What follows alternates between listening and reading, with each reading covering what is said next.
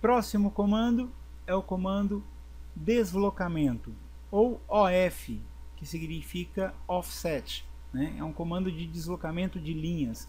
Ele funciona também para paredes. Tá? Se vocês colocarem o mouse sobre qualquer comando e esperar um pouquinho, o Revit demonstra a funcionalidade daquele comando. Ele escreve ali um helpzinho, né? Explica como utilizar aquele comando. Em alguns casos traz até um vídeo, como é o caso aqui do deslocamento, mostrando que, por exemplo, ele funciona sobre paredes. Então repara que eu posso clicar aqui sobre o comando, tem um valor numérico, neste caso está em 1000 e vai manter uma cópia. Então se eu clicar aqui nessa linha, ele vai fazer um deslocamento. Eu vou afastar um pouco mais porque 1000 é bastante, tá? Então repara lá ó, que ele vai modificar essa linha toda até lá naquele ponto. Eu vou diminuir um pouquinho, colocar 100, e aí eu posso aproximar aqui para a gente ver o efeito melhor. Então se eu clicar aqui nessa linha, se eu levar um pouquinho para fora, ele faz o arco para fora. Se eu trouxer um pouquinho para dentro, ele faz o arco para dentro. Tá? Pode digitar o valor numérico e colocar. Ah, mas eu não sei exatamente o valor numérico, eu queria que ele ficasse aqui, ó, exatamente encostado nessa circunferência, mas eu não sei qual que é o valor dessa circunferência. Então eu posso ligar a opção gráfico, e aí eu clico primeiro no arco, depois eu clico na distância que eu quero ele, que é deste ponto até este outro ponto. E olha só que interessante, graficamente eu faço a minha circunferência. Tá? O meu deslocamento de circunferência mantendo a cópia.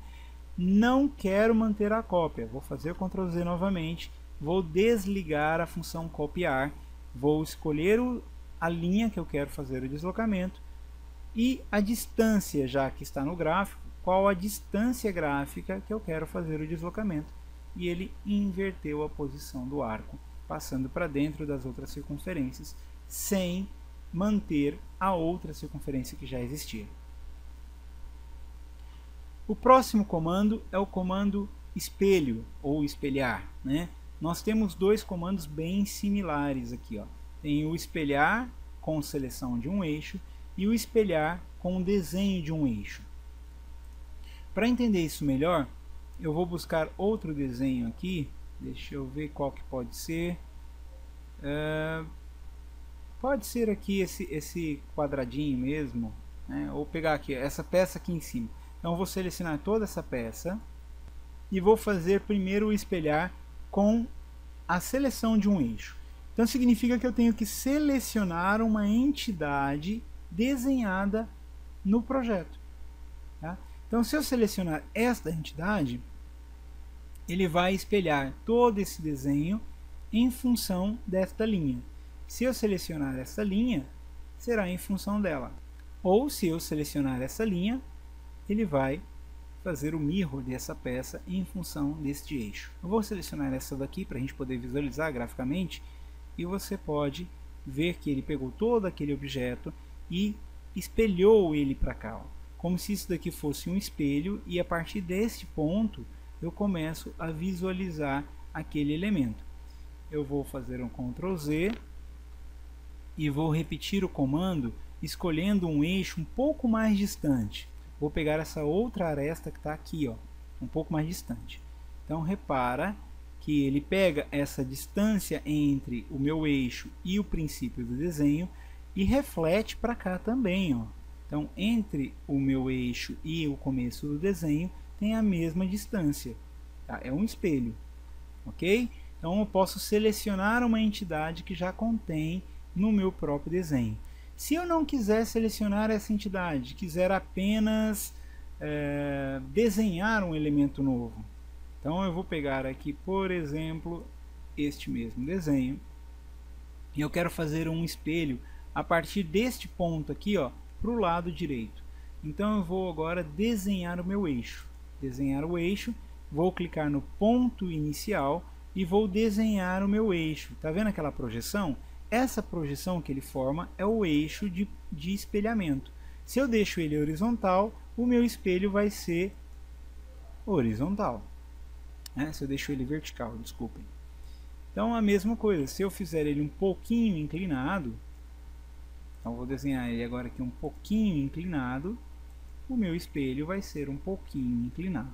Tá? Então é importante a gente ter essa noção do espelhamento. Eu posso também fazê-lo um pouquinho distante, como eu havia feito o outro, e o espelhamento também vai ser um pouquinho distante, ou seja, essa distância entre esses dois vértices é exatamente o dobro da distância que eu tinha colocado inicialmente para desenhar o eixo.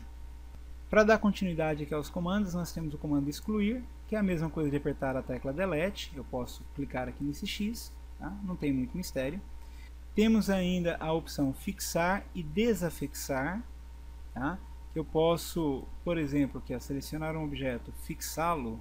Quando eu fixo um elemento, eu não consigo mais apagá-lo. Tá? Repara que, mesmo clicando sobre o X, ele não me permite apagar aquele objeto. Então eu tenho que desafixar para então conseguir apagá-lo. Tenho ainda a opção dividir com folga e dividir elemento.